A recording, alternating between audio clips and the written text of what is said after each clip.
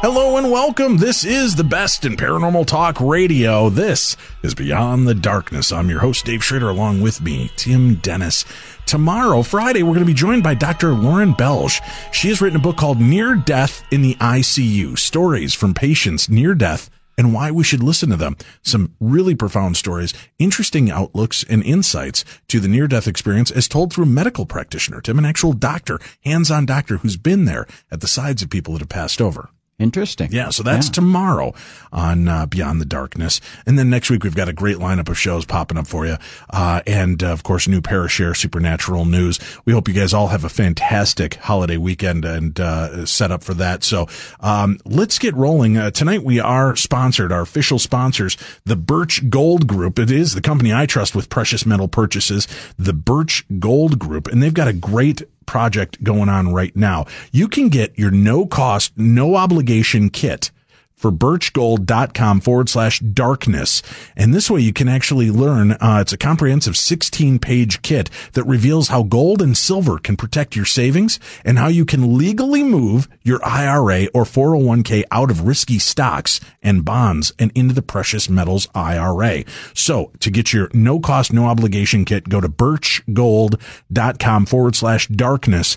That's www.birchgold.com and then /darkness to make sure that you're taking advantage of the link that we've got to get you that free kit and information. Our show's also being brought to you tonight by Audible, an Amazon company, and they have got a great program going on for you. You can get a free audiobook download and a 30-day free trial at audibletrial.com/darkness. So if you're going to try Audible, please use that, audibletrial.com/darkness. They've got over 180,000 titles to choose from your iPhone, Android, Kindle, or MP3 player. And you're going to help out our show again by using the advertisers you hear on our program. Tonight, Tim, fascinating aspect, right? I talked to so many guests over 12 years regarding different aspects of the historical and theological Jesus. And one of the most compelling pieces of evidence, I guess we could say, has always been, compelling and controversial, has been the Shroud of Turin. Right. It is this amazing piece of fabric that bears an amazing image that looks like the version of Jesus that we've all grown up looking at, right? And a burial shroud. There's been all this controversy. Is it the real thing? How did this image get on there? Some people have tried to recreate it, tried to reproduce it. Some people feel that they've got a grasp on it and a handle on it. They've done carbon dating on it. And there's been flaws in some of the science that's gone on. And I'm always fascinated, especially this time of year. They do some great documentaries out there, but I'd like to talk to people that have been hands-on and actually looking into this. And our guest tonight is the guy we want to talk to as we discuss the Shroud of Turin. In 2011, he wrote the book, Wrapped Up in the Shroud, Chronicle of a Passion, a Former Monk's Life, Changing Odyssey into the Enigma of Christianity's Most Revered Relic. Joseph Marino has a Bachelor's of Arts in Theological Studies from St. Louis University and is a longtime syndenologist, which is one who studies the Shroud of Turin. He has researched, written, and lectured extensively on the Shroud since 1977. He currently works at the Ohio State University in Columbus, Ohio. He is a former Benedictine monk and here to shed some light, enlighten us, and educate us on the Shroud of Turin. Joe Marino, thank you for joining us this evening. Thank you. Thanks for having me. What a fascinating subject. 1977, you saw a book on the Shroud of Turin. Had you heard anything about this relic in the past before that, or was this your indoctrination to it? That was my first exposure to it. I had never heard of it at all. I was familiar with something called Veronica's Veil, which is probably a legend that arose because of the existence of the Shroud. But the actual Shroud itself, I had never heard of until I saw that book. Well, I know we're going to leave a lot of people in the lurch if we don't explain it. Veronica's Veil. Most people are familiar with the Shroud of Turin. What is Veronica's Veil? Well, in Catholic spirituality, there's a legend that a woman named Veronica wiped the face of Jesus as he was on the road to Calvary, and that an image was imprinted on the cloth. And the name of the woman gives a clue that it's probably a legend, Vera Icon, which means true image, and the name became Veronica. There are several claws out there that lay claim to be an actual Veronica's veil, but my personal belief is that none of those are really authentic, and they're just, paintings and that sort of thing, and with the appellation of having the name Veronica's veil. Okay, now I've heard of another cloth that has been associated with the Shroud of Turin, a cloth veil that was placed over Jesus's face as he expired on the cross. Are you familiar with this, and is there any truth to this legend as well? Yes, that's called the Sudarium of Oviedo, and that's in Oviedo, Spain. And some of the shroud scientists have studied that, and they seem to think that there is a correlation between the two, and they have various points of similarity in column. They're not exactly the same type of weave. The Sudarium of Oviedo is a more simple cloth. The shroud is a more expensive cloth. And the Sudarium does not have an image. It only has blood stains. But various researchers have done quite extensive studies, including overlaying images of the Sudarium with the shroud. And it appears that the blood stains match pretty closely. So I think that the Sudarium is authentic, personally. Has there ever been any scrapings or DNA testing of the blood from that cloth? Yes, they've taken blood samples, and the blood type is AB on both the shroud and the Sudarium, and got DNA from both, but really the DNA is really so degraded, and we don't have a baseline for Jesus's original DNA, so you really can't do a comparison. But there is a similarity in terms of the blood and the DNA. But we can't, because of the degradation of the samples, we can't compare that.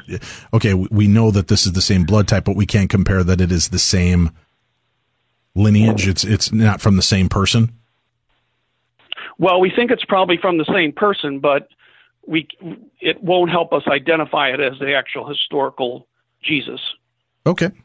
All right. Well, talk to me about your experience into this. You kind of get open to this in 1977, and at this point, are you involved in theology? Are you a Benedictine monk at this point? Where did this all come in? I entered the monastery in 1980, and was in the monastery from 1980 through 1997, when I left the monastery and moved to Columbus, Ohio. My late wife lived here, and she had, had called me because she was interested in the shroud and had some questions. And we started talking on the phone, and I found her to be an interesting person.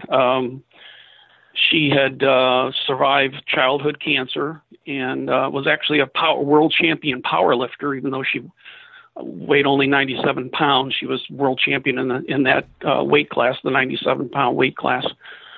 And we started talking about the shroud and other things. And at one point, she sent me an article about her that was in the Columbus Dispatch. She was a researcher in various areas, including medical aspects. And much to my surprise, when I looked at the article, I wasn't looking to leave the monastery or anything. And, but I started forming, when she told me things about herself, I started forming mental images in my head. When she said she survived cancer and was a power lifter, the thought entered my head, well, she's probably not very attractive. Not that that mattered, but, you just get images of people, whether you're a monk or not. Okay. And then when I saw the article, there was a color picture of her and her two girls. And much to my surprise, here was this young, vivacious great-looking woman, and I remember my words exactly, which were, uh-oh. And she visited a few times, and one thing led to another, and we felt like we were both called to do shroud work, and I ended up moving to Columbus, and we eventually got married. And sadly, she got breast cancer, which was one of the things she actually researched, and died in 2009. In fact, the 8-year anniversary was just a few days ago. Still miss her terribly. Oh, we're sorry about the loss. You Thank you. Look into this kind of miracle and this amazing cloth that's been out there, and maybe you could start to give a kind of a history for newer listeners who may have heard of the Shroud of Turin but not exactly sure what this fabric is and what it represents. Give us a little bit of the background and history on that, if you would. Okay. Well, the shroud is a linen cloth, and it's about 14 and a half feet long by 3.5 feet wide. And it has the front and back images of a man who appears to have been crucified. There's evidence of scourging. There's a cap of thorns. It's really more of a cap than a crown of thorns. There's a piercing in the side. To the naked eye, the image is not really that clear. But one of the big surprises when the first one of the first pictures was taken in 1898. For those that remember film, when the picture was taken and the photographer, who was an amateur photographer named Secondo Pia, when he got the negative, the image appeared lifelike on the negative, which means that the shroud image itself is like a photographic negative itself. And he was so startled, he almost dropped the plate. And so they started doing some scientific studies, mostly in Europe. And a French scientist named Yves Delage, who was an agnostic, went before the French Academy of Sciences and made a statement that he believed that it was the image of the historical Jesus. And he was practically booed out of the hall. And but studies continued, and another picture was taken in 1931, and the photographer then got the same effect, and that showed that Secondo Pia, who had been accused of fraud and hoaxing and everything, really did get that effect. So there was exhibitions in 1931 and 1933. And millions of people went to see it in Turin. And then in the mid-1970s, now before they could I ask real quick, before they sure. Took these photographs and had this image pop out to them, was there any provenance to this? Did they say prior to that they believed this was the burial cloth of Jesus Christ, or was it just a holy relic that had been kept around? Well, historically, we know exactly where it's been since about 1357, and there was an exhibition of it in that year, and it was proclaimed as being the actual historical burial cloth of Jesus. And the circumstances of how that French soldier got the shroud was kind of mysterious, and the Pope at the time said that it could only be said to be a representation. But then you have to start looking back in history and seeing if there's any claws that were said to be to have images or to be a cloth that had touched Jesus. And you do find something called the image of Edessa, which goes back to about the 500s. And it's believed that if authentic, the shroud would have been in Jerusalem, and then it made its way to Edessa, and apparently was hidden in a wall for centuries, actually. And then in 544, there was a big flood, and when the city was rebuilt, they discovered the shroud the shroud in a niche in the wall. And then it was in Edessa until 944, when it was brought to Constantinople. And there's an interesting painting of the cloth coming to Constantinople, and the general who secured it from them, because the Muslims had it, when he's presenting it to the royalty in Constantinople, they show a real long cloth with a head on top of it. It's just kind of bizarre, but it kind of illustrates the idea that there was a long cloth with an image on it. And so it was in Constantinople from 944 until 1204, when the Crusaders sacked Constantinople and stole the shroud and many relics, and brought it to France. And then the Templars, the Knights Templars, probably had it between 1204 and about 1357, when the first the first exhibition was held. And we know from that point on exactly where the shroud's been. It went to the House of Savoy in 1453. And then it went to Turin in 1578, where it's been ever since, except for a few years during World War II, when they took it out from there to save it from Hitler, who was interested in it. So they moved it to a Benedictine monastery near Rome and hid it underneath an altar, and only the abbot of the monastery knew it was there.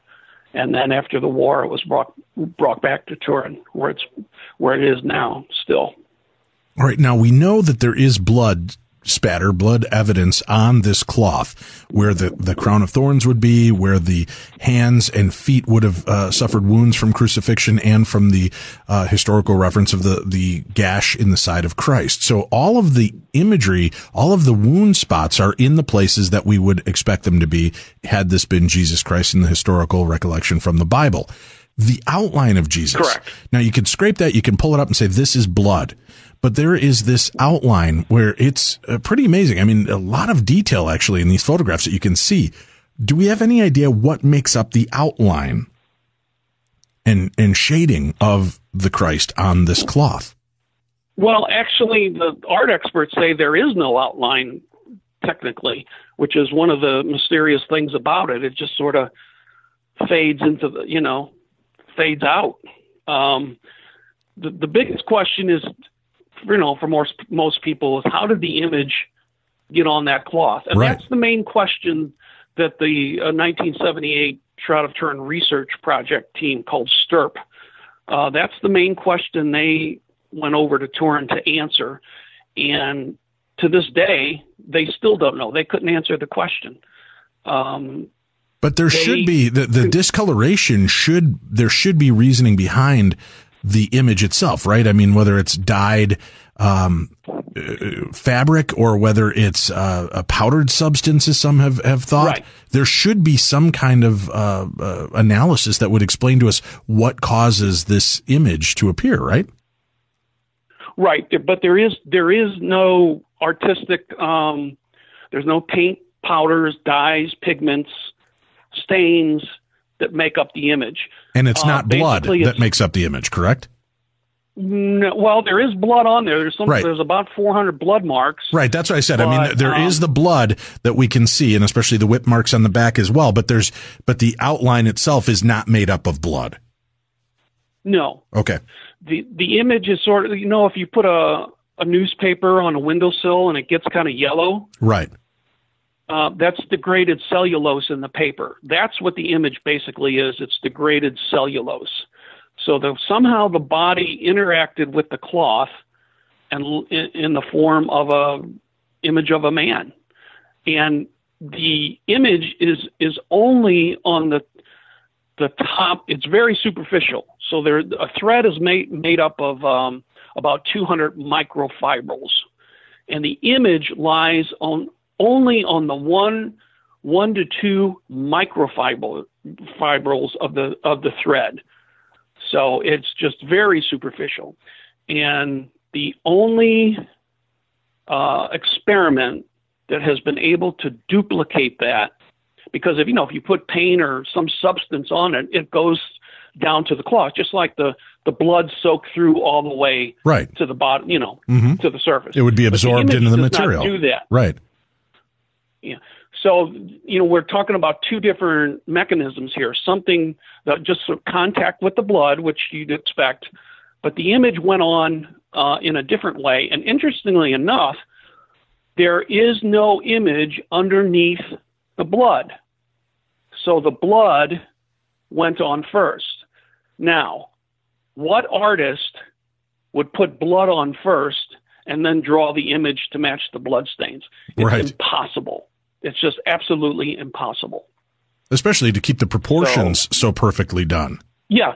Right? You could do it, but when you get done to drawing an outline, it would probably look proportionally very, very bizarre.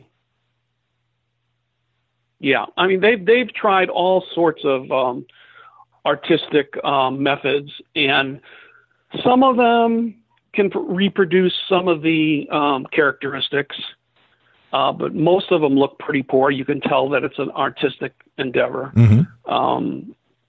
And they just always fall short. Sometimes you get the physics will be right and the chemistry will be wrong, or the chemistry will be right and the physics will be wrong. Nobody has ever managed to duplicate all the characteristics that are found on the Shroud of Turin. And that in itself is kind of an interesting miracle, right? You've got this thing that defies logic in creation. And the other thing that we can look at is artists reproduce different items all the time and artistic styles. And we're not finding any other reproduction or any other shroud like this where it shows outlines of anybody else that may have been crucified or died and wrapped in this type of cloth, correct? Right. There's a art historian in England named Thomas de Wesselo, who's an expert in 14th century art, and he says that the shroud does not fit into that 14th century time period as far as art history. And he's an agnostic, so he doesn't have a religious bias. Mm-hmm. He has seen nothing like it, and that's the shroud was. If it's a forgery, people believed it was done in basically in the 14th century, and that's his area of expertise. And he says it's not a 14th century forgery. Not a 14th century forgery, and there's no other shrouds like this that have ever appeared, correct? That have an outline of a human form? Correct. In the 1980s, there was a man named Les in England who died of pancreatic cancer, and kind of a partial image of his body and hand and buttocks were left on a mattress, but it's nowhere near as detailed as the image we see on the shroud. The shroud is absolutely unique. Has the science been able to understand how his partial image was left? Yeah, they kind of have a basic understanding. They think it had something to do with at least the urine was one of the factors. I can't remember the other factors that were involved. But it's somewhat of a mystery, but it's certainly not on par with what we see on the shroud. And nobody thinks that there's a correlation between how the image got on that mattress and how it got on the shroud. And just so people understand, it's not just like one sheet that was laid over the top of the body. This was a cloth that was laid, the body was laid on top of it, and then it wrapped over the top of him to kind of like a, how do you want to say, like almost like a sandwich, the way the right wrap went over him. So it was on the bottom and on the top, and those match up mathematically as well, correct? So it's a perfect representation, yes. Which again would have been amazing.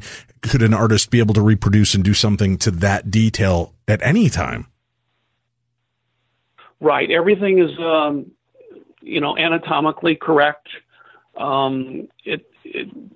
There's evidence of aspects that we didn't even know about medically until 16th, 17th, 18th century.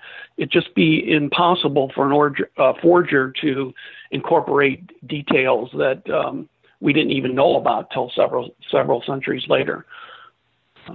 Now, looking at the image of Christ or whatever being was wrapped inside the shroud, you can see that there was some physical damage. It looks like burn marks and scorch marks on this cloth. How did that come to be?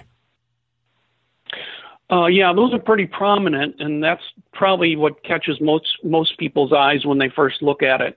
It was in a fire in 1532. It was folded, and a drop of molten silver fell on the cloth, and then, of course, it reproduced itself when the cloth was unfolded. Fortunately, it really didn't harm much of the image. It did obliterate some of the shoulder area and elbow area, but the main part of the image was preserved. And if it had been folded, if the cloth had been turned a different way, we might have lost the whole image. But fortunately, we didn't lose much of it at all. And then it was probably in another fire or in the earlier centuries. And then in 1997, an arsonist tried to destroy it, and because he set the chapel that the shroud was in on fire, and a Tournese fireman came in. He was off duty that night, but he lived near the cathedral, and he came in with a 9-pound hammer and got the shroud out of its casing. A 9-pound hammer should not have gotten that open because it was bulletproof and was well protected. Everybody thought, but he kind of had superhuman strength and broke the container and got the shroud out and saved it from the fire. All right, we've got a lot more to talk about in authenticating something like this in a relic, especially with this kind of ancient historical relevance. How do we go about scientifically proving, especially with all of the damage that's been done through the years and being passed from one group to another and fires and water damage, how do we go about proving that this cloth would have come from the time era of Christ, or at least the time of the crucifixion of Christ? Our guest has some interesting insights on this and believes that this is, in fact, an authentic piece of evidence proving the Jesus story. We're going to come back to that in a few moments. All right, we're going to take a break. We'll come back. We've got more as we investigate history's mystery, the Shroud of Turin, next on Beyond the Darkness.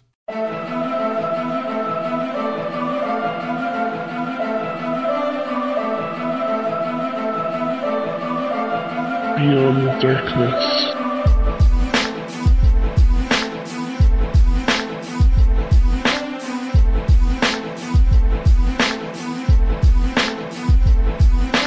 We're back. This is Beyond the Darkness. As we're heading into the Easter weekend, I thought this would be a great story to look into. Wrapped up in the Shroud, Chronicle of Passion, a former monk's life-changing odyssey into the enigma of Christianity's most revered relic. Wrapped up in a shroud is a real-life chronicle of one longtime researcher who's devoted nearly 35 years to studying this enigmatic cloth. He's here with us this evening to talk with us about the Shroud of Turin. Tim, you were telling me something off-air about your connection to the Shroud of Turin.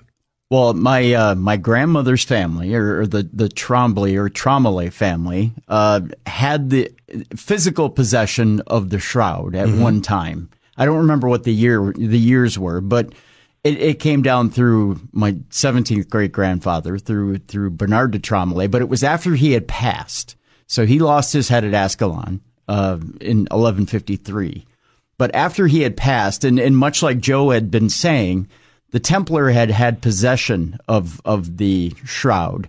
And in that, when the Templar had possession of the shroud was given to the Trombley family. They had possession of it before one of the fires. And I believe you said one of the fires was it in the 1300s, Joe, or was it? The main one, 1532 was the main one. Okay, 1532 it might have even been before that fire in 1532. that the Trombley family surrendered the shroud. See, I have a hard time believing that, Tim, because I've seen you and your family, and you never have a piece of cloth around you that doesn't have food drippings on it. You are the messiest eaters on planet Earth. Have you ever tested the shroud for beef drippings or gravy drippings, Joe? Has there been any of that on the shroud? No, couple researchers think they see some wine stains. But, that's as close as they got. That would be our family. We're a bunch of Elkies. Yep. We've got the guy who's been involved in this and researching this. And this is fascinating because I remember seeing a documentary about the Shroud of Turin, and I remember this couple that became obsessed with the Shroud of Turin, and they noticed that there was some problems with the way it was being tested. And you're pretty familiar with that family, aren't you, Joe? Yeah.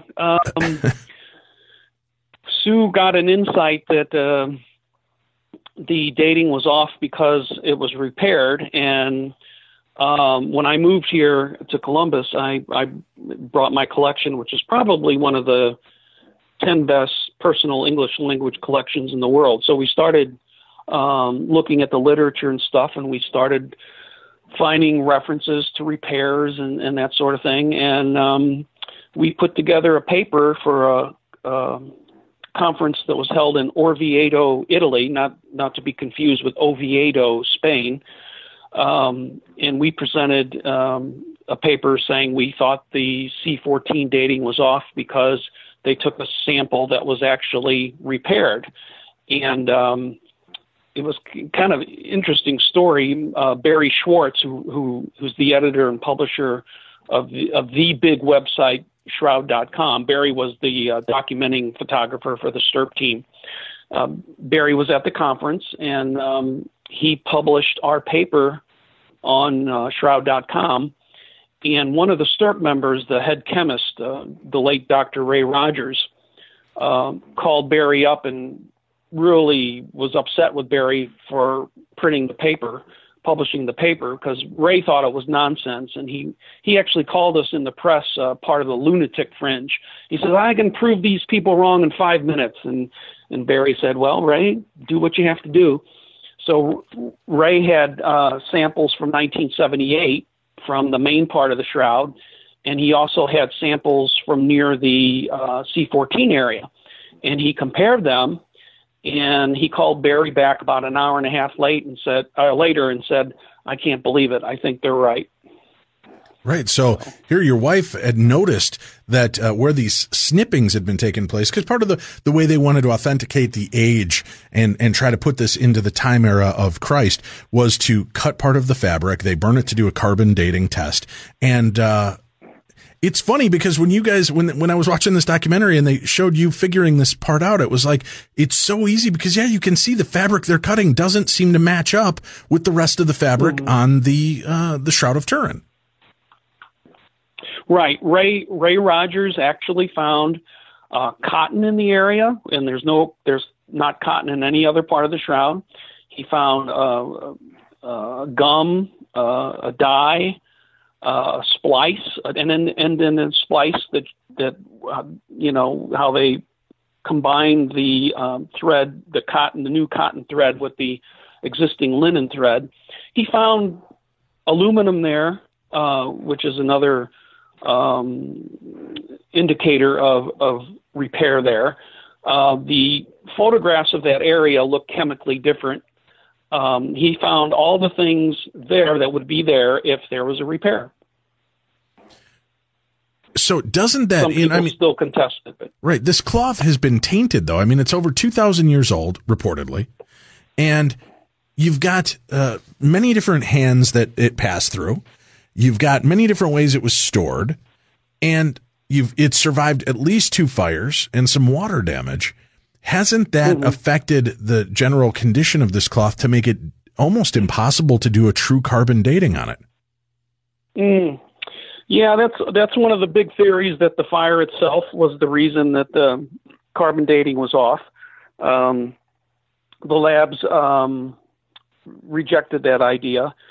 But the Turin authorities actually did a restoration in 2002 and many researchers all over the world were upset because they did it secretly and they didn't consult any of the scientists, including the ones that had worked on it.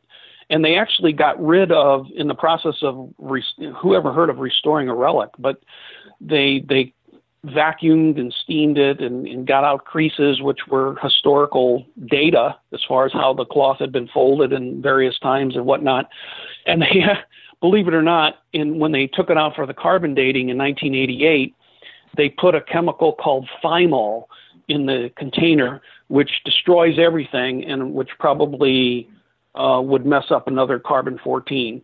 Although some scientists say that they would be able to get rid of the thymol, but whether another carbon-14 will ever be done, I'm not sure. There's been other dating methods that have come up, and all of them seem to point toward a first century date rather than a medieval date. And back in September, you finished a third part of an article titled "The Politics of the Radiocarbon Dating of the Turin Shroud."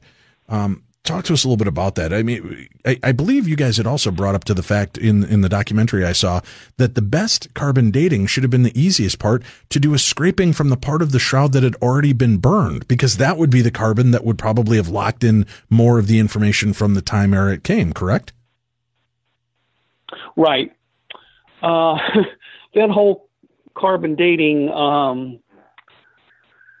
the procedures were just, messed up from beginning to end. And I had, like I mentioned, I had a very good collection of materials, and I had read anything of significance over the years, and I just finally decided to put it all together in one 3-part article. And one of the things I found amazing is that I came up with 175 pages of things that you leave you shaking your head, and that's just based on public documents. Can you imagine how much I'd be able to come up with if I had material that's not been made known to the public? It was just an exercise in very bad science, and both the C14 labs, the representatives there, and the church officials, there's plenty of blame to go around. It was such an important test, and it was just so badly done. And I'm really disappointed that the church hasn't tried to rectify it, because they had the ultimate decisions on where to take the sample and who would do the dating. And, if they're in the business of trying to bring people to Jesus, and the shroud is just a wonderful tool to be able to do that. And I really think that they messed up big time, and they really haven't done anything to try to rectify that. Now I realize, the Pope has a lot on his plate, and there's many things he needs to do, but they allowed the scientists in 1978 5 days to study it, and because of that, there's all the interest that we have today. And they allowed a carbon dating test, but they messed it up. And but they're not doing anything to rectify that.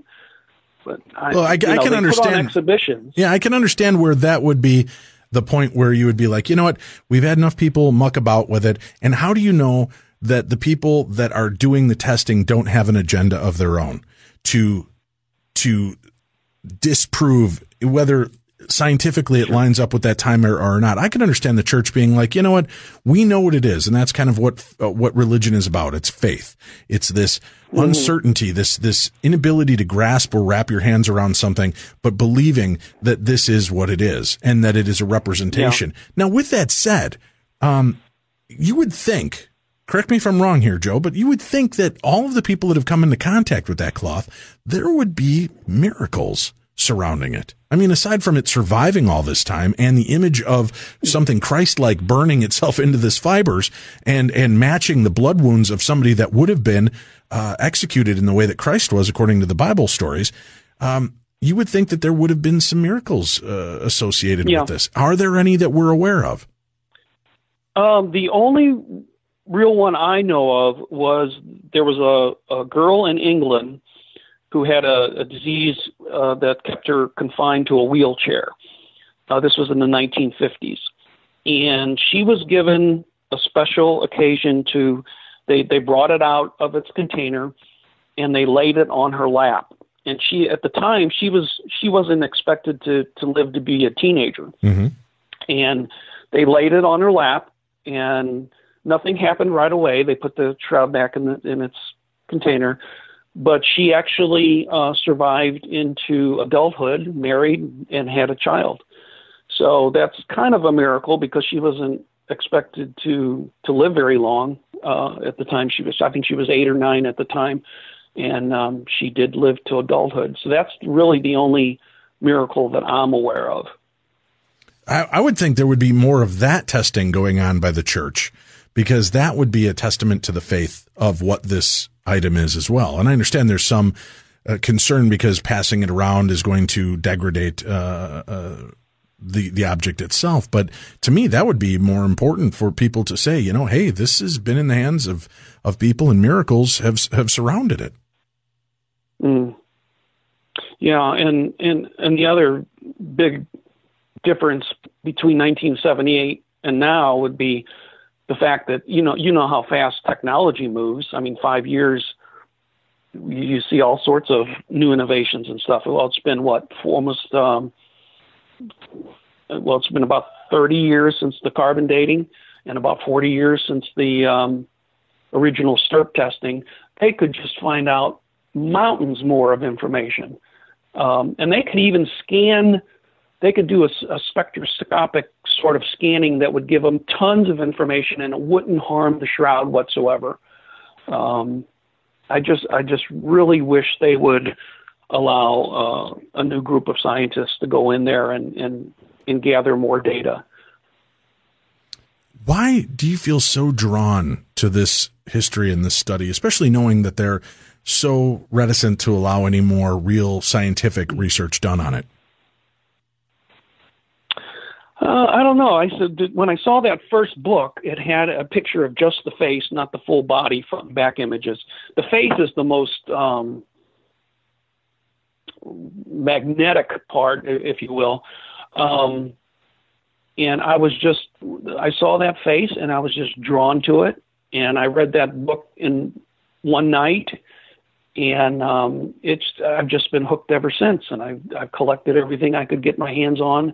I've read everything of significance in the English language. Unfortunately, I don't know any other language, but on the other hand, most of the significant research is in English, fortunately. There's just a lot of people drawn to it and have some interesting stories, maybe not miracles, but a lot of interesting stories to tell, like the STIRP team. When they went over to Turin in 1978, the hotel was going to require a $5,000 payment before they got there. And STIRP team didn't have the money, but one of the guys got a dividend check and it was for $5,000. There's a lot of stories like that where things happen to enable, positive things to happen with the shroud. It's just a fascinating. I think it's the most fascinating object on the planet. And I know Kim Kardashian might disagree with that, but yeah, that's why she's not on our show. This cloth that we talked about earlier that supposedly laid over his face at the time of his death as well. How did those cloths get separated? And is there anything that we know about them and the way that they were kept? I mean, is there anything we can do for testing the two to see if there's any correlation between them, aside from the fact that we know that both blood types are the same? Mm-hmm. The sudarium would have been probably put over Jesus' face right on the cross. And then once he was taken down from the cross, he was probably laid face down as they were preparing to transport him to the tomb. For the Jews, blood you had to capture all the blood, and that's one of the reasons for the face cloth. So they would have kept the face cloth till they got to the tomb, and then discarded it to put them in the shroud. But you have to leave the anything that had blood on it together. So they would have put the sudarium to the side, and you remember from John's Gospel, they mentioned that the face cloth was in a separate place. And then he would have been wrapped in the shroud. And at some point, the two cloths got separated, and the sudarium made its way to Spain, and the shroud went on its travels. And the pollen studies for each, follow the proposed history for each cloth. And some people, one of the arguments that drive me nuts is people say, well, the Gospels say that there were two cloths and the shroud's only one there, therefore it has to be a fake. Well, I would have been surprised if the cloths had stayed together over, 2,000 years. So, as I said before, some of the shroud scientists have studied both. They haven't literally had the two cloths together at the same time since then, but they work with photos and that sort of thing. And I think there's a very good possibility that the sudarium is authentic. We have an unbroken history for that back to the 5th century. They actually did a carbon dating on that, and that's been a bit contested too, and that came out about 7th century. So if the sudarium is authentic and it did, was involved in the burial of Jesus, there's another indication that the C14 dating on the shroud is off, is not 1260 to 1390 as they said. The C14 labs didn't know very much about the shroud, and they knew historically that the first public appearance of it in history was about 1357. So darn sure that they were going to make sure that their range included that date, and the 1260 to 1390 did. But yeah, it was amazing that they didn't let the STURP team be involved in the carbon dating. They had proposed 27 tests, including the carbon-14, and one of the guys from the C14 contingent thought that STURP was a bunch of religious zealots and lobbied hard to get only the C14 test done, and somehow he managed to do it. And that was a big mistake. And then they ended up taking a very bad sample, the worst possible place to take the sample. It just leaves me shaking my head constantly when I see what was done with something so important that could be such a positive thing for a world that needs such an object, and it was just messed up from beginning to end. How many items do we know are reported to exist that have to do with the crucifixion? I know there's supposedly nails that have been circulating. Right. There are chunks of wood from the crucifixion cross itself. There's the Shroud of Turin. There is the cloth. There is the Spear of Destiny that pierced Christ's side.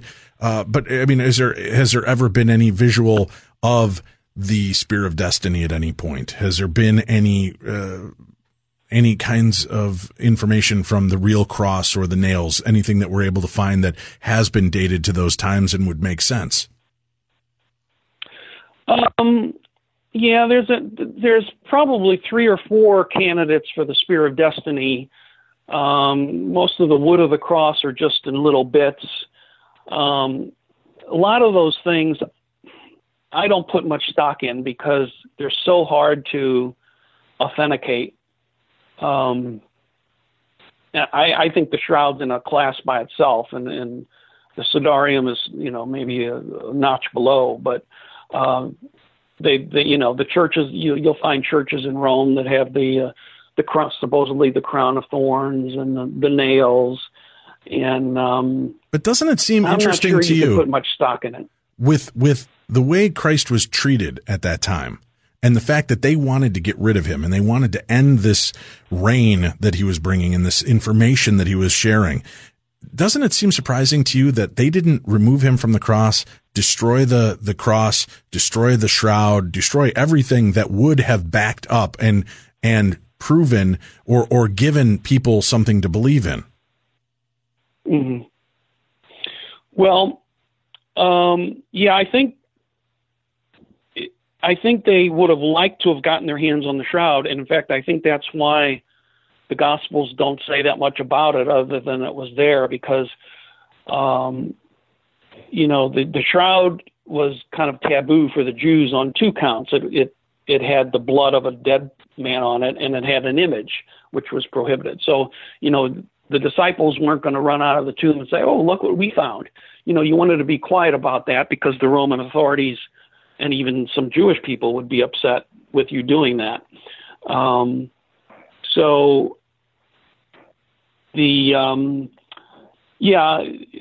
think it was providential that we ended up keeping the shroud because it was passed, obviously, from, between many people over the centuries. And I think the Christians made a concerted effort to preserve it. And because even though it broke some of their own rules in terms of what they were supposed to do and not do with such contaminated objects. I think it's almost might be a miracle that we still have it. Well, that's true. I mean, it's an amazing piece of history, and it is so fascinating. And especially with the popularity, I mean, the documentaries and films and books and articles that have come out, people are so interested in this item that it seems, it does seem folly that the churches are not taking more advantage of this and using it to build faith. Do you believe there's something more nefarious at play here to keep this shrouded? Well, I think a lot of Catholic priests that I'm aware of, just aren't interested for one reason or another. I don't think it's anything conspiratorial about that. I think it's just personal interest on their part, or lack of personal interest. I do think some very shady things went on with the C14 labs. For example, Dr. Michael Tite from the British Museum was the independent overseer that coordinated everything between the labs and the church. Now, after the dating was announced of 1260 to 1390, Teddy Hall of the Oxford lab retired, and the Oxford lab was given a £1 million donation, ostensibly for having proved the shroud to be a fake. And after Hall retired, guess who became the head of the Oxford lab? Dr. Michael Tite, the independent overseer. And he got a chair from that money. So I think there's things like that. I recount things like that in my article, which if anyone is interested in reading it, if they go to shroud.com and go to the scientific articles list, and there's two different lists. There's one by author's last name and there's one by title. So if you look up my name in the author list, you'll find that article and some other articles there. But I think the C14 labs, they wanted to get publicity to promote the AMS method for their method, which was only about 10 years old at the time. And I think some of those representatives were possibly of the agnostic, atheistic persuasion. And, with bribes and whatnot, big money, I think some shady things probably did go on, which is another reason I think that the church really should just, take a step out and say, well, let's do some more testing and see what we find. Some people have said that they think the church wants to leave it a mystery, but I think we definitely do need more testing because the technology and science has advanced so much, and there is, as you say, a lot of interest worldwide, and we can never prove it 100% that it wrapped Jesus, but the longer you go without disproving it, the stronger you make the case that it is in fact authentic. Our guest, Joe Marino, will have links up and information so you can follow his research as he continues to look into the Shroud of Turin. Joe, thank you so much for joining us today. You're very welcome. I enjoyed it. Thanks for having me. It's been a real pleasure. I hope you guys enjoyed a little look into history's mysteries with the Shroud of Turin as well. We want to thank our sponsors for today's show, Birch Gold Group. And remember, contact Birch Gold Group now to request a free information kit on physical precious metals. It's something we can all afford. Visit www.birchgold.com/darkness to request your free information kit. It's a comprehensive, easy to follow 16-page kit that reveals how gold and silver can protect your savings and how you can legally move your IRA or 401k out of risky stocks and bonds and into precious metals IRA. To get your no-cost, no-obligation kit, go visit www.birchgold.com/darkness. That's www.birchgold.com/darkness. We also want to thank Audible for sponsoring our show. And remember, if you want to get all the stories that you love on our show and you want to take them with you, you don't have to carry all the big books with you. Audible is the way to go. Today's podcast has been brought to you by Audible, where you can get a free audio download and a 30-day free trial by visiting audibletrial.com/darkness. That's audibletrial.com/darkness. If you can't remember it, just go to darknessradio.com, click on our Killer Links deal, and you'll find all of the banners for our advertisers there. It's a lot easier to follow along and be a part of it that way. Tomorrow's show, we've got Dr. Lauren Belge. We'll be talking about near death in the ICU, stories from patients near death and why we should listen to them. And tonight on Coast to Coast AM, George has got a great show for you. If you like what you hear on our show, you'll love what you hear on coasttocoastam.com. The first half is psychiatrist Dr. Judith Orloff. She's going to discuss her work uniting science with the unexplained through the use of remote viewing and intuition, as well as explaining the power of dark energies. Professor Stephen R. Music will join in the second half of the show and share amazing stories of miracles, dreams, supernatural events, and near-death experiences that showed him heaven and changed the direction of his life. For Tim Dennis, I'm Dave Schrader. You've been listening to the best in paranormal talk radio. This is Beyond the Darkness.